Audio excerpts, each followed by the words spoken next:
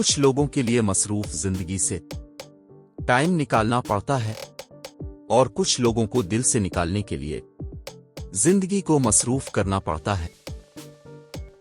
जितना हो सके खामोश रहा करो, इसी में निजात है, क्योंकि सबसे ज्यादा गुनाह इंसान से इसकी जबान करवाती है।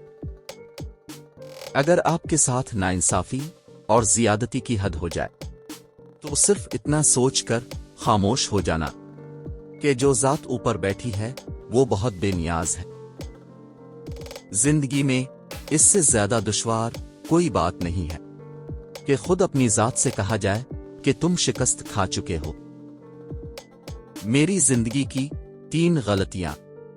हर किसी पे एतबार किया, लोगों की हद से ज्यादा परवाह की और कभी किसी को धोखा नहीं दिया।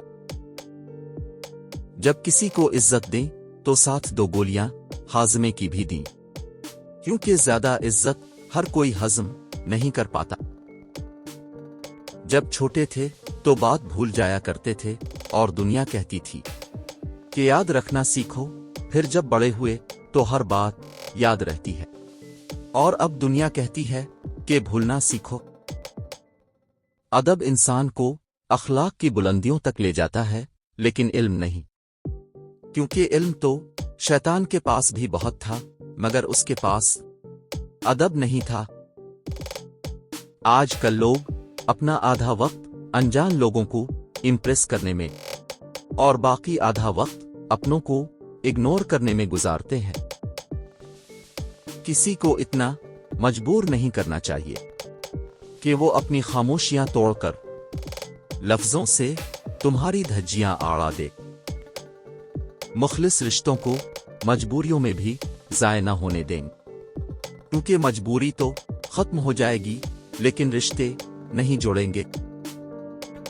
अपनी जिंदगी के बदतरीन दौर से गुजरते वक्त एक अच्छी बात जो होती है वो ये कि अब आखिरकार इन लोगों के असली चेहरों को पहचान लेते हैं, जिनका ये दावा होता है कि वो आपकी परवाह करते हैं।